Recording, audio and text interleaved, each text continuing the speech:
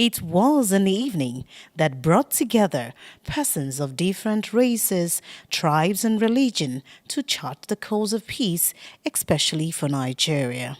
Present at the opening dinner were also the 35 candidates for the Cardinal Onaikan Foundation for Peace Fellowship Program. Reverend Sister Agatha Chikelwe, the Executive Director of COFP, addressing the audience, pointed out in her remarks the essence of the fellowship program and what the management seeks to achieve. The COFP Foundation believes that faith communities are best positioned to tackle issues of violent religious extremism as well as build relations.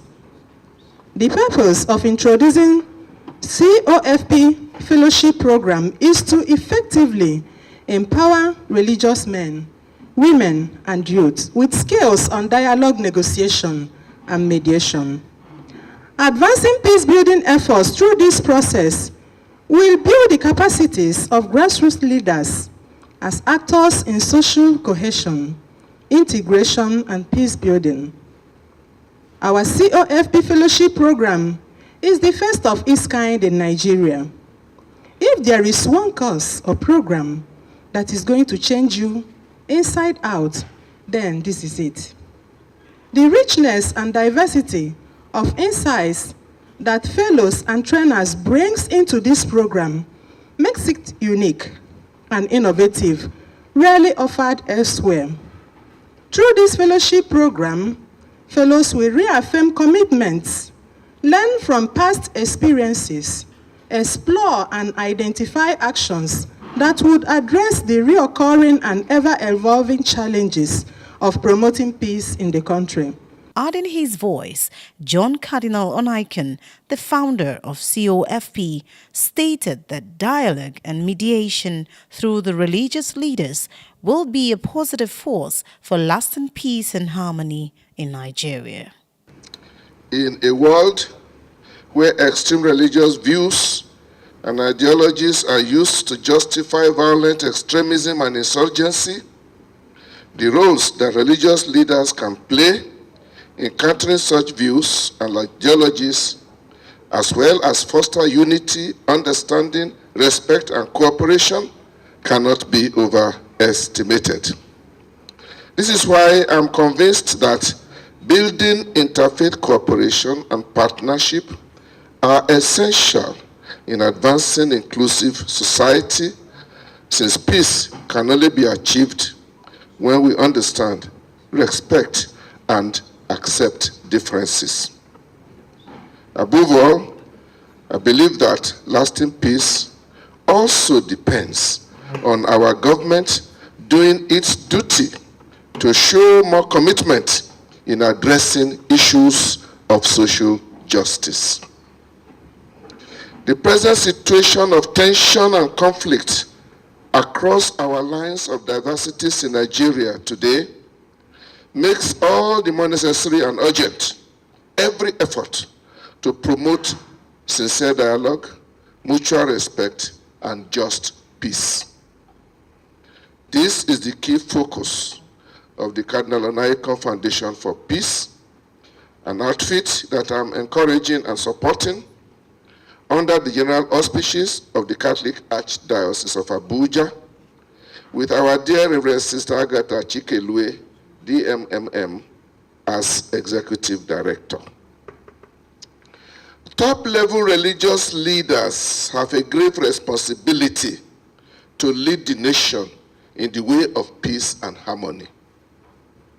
The efforts being made in this direction must be sustained and intensified. The more the drums of war are sounding in many quarters. The presentations made by the management in projection pointed to the need for peace programs targeted at the grassroots levels to achieve lasting peace in various communities. The intercultural group of St. Mary's Carol performed a dance drama which carried the message of peace that thrilled the audience. No! Whether you are from the north, from the east, or from the south, even from the west, we are all one! Yeah. We are all one! Yes, you your one. So your wife shout, just go out and fight. Yes. No, we are one before God. We stop this fighting and they shout and they killing. We can go for, can make peace. Peace is the best answer. Peace is the answer. Peace. Dialogue. No.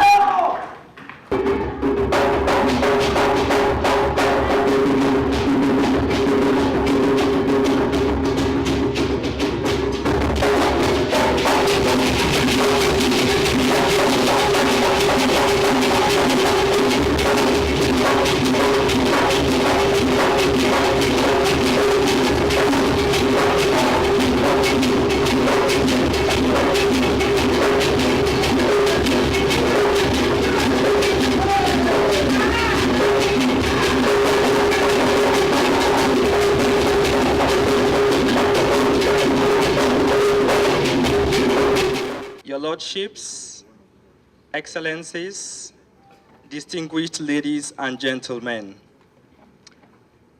As we have heard, it's our duty here, a very simple one, to make a brief presentation of our erudite 2018-2019 COFP Fellows.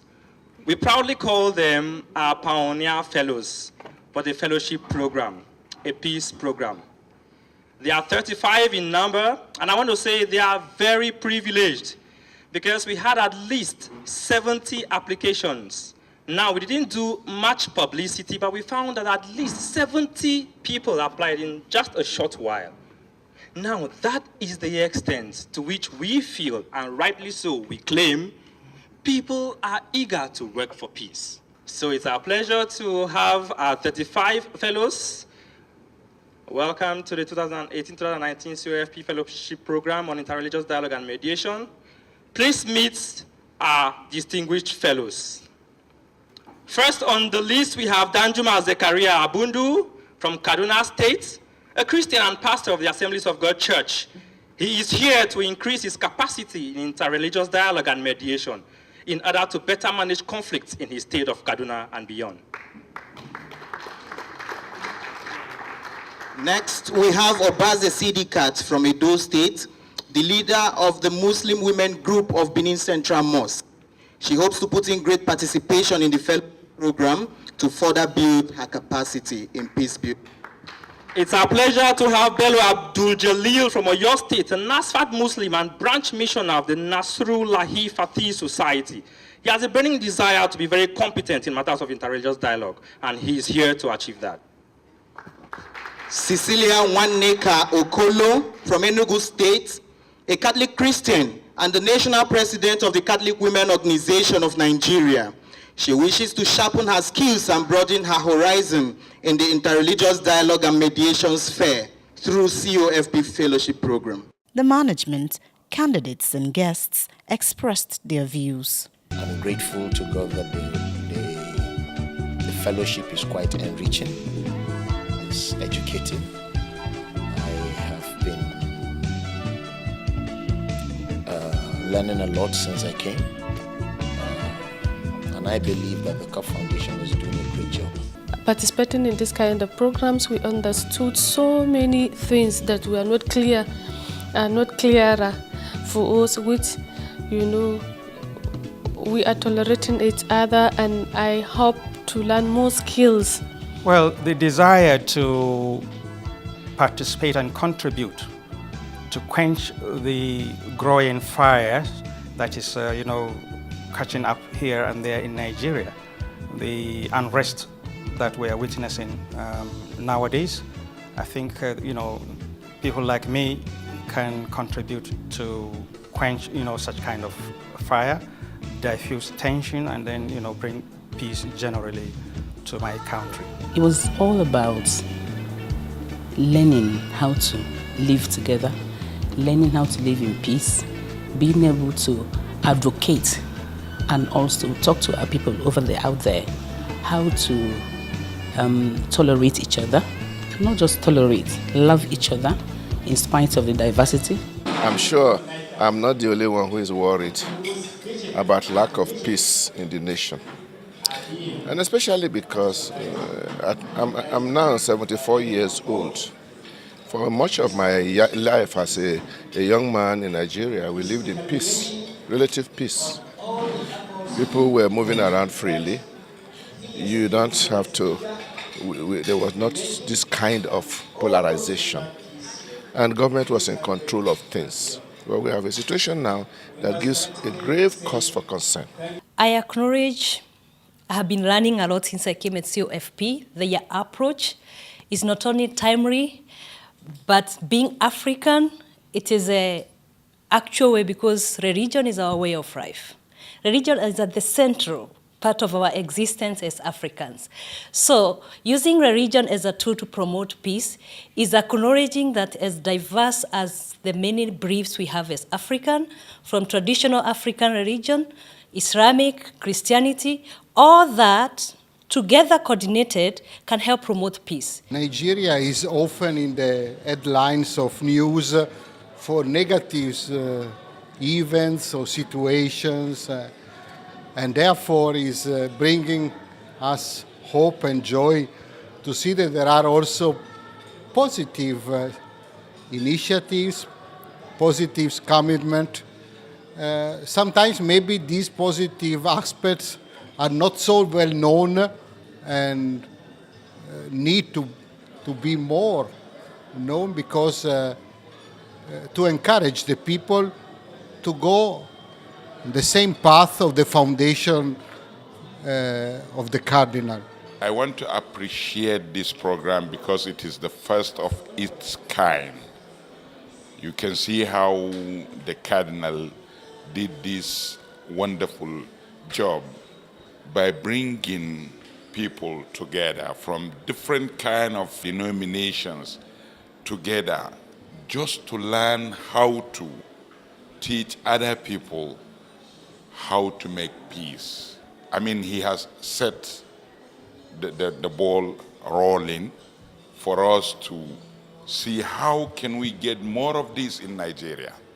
I am just so overwhelmed with joy seeing the length and breadth and the depth of the fellows who were presented as fellows of the foundation, and knowing the diversity of their religions, Christians, Muslims of all denominations and sects, at a time when the country really desperately needs this kind of fellowship to discuss real issues that are affecting us. This, to me, is more than just an eye-opener. It's a call to complete dedication to what we want to see as a country at a time when peace is in very short supply. The vision and mission of Cardinal John Onaikan has been actualized, and it will be more actualized by the time that all the crises we are now experiencing in Nigeria and other parts of the globe are substantially tackled, and we have relative peace within and outside the country.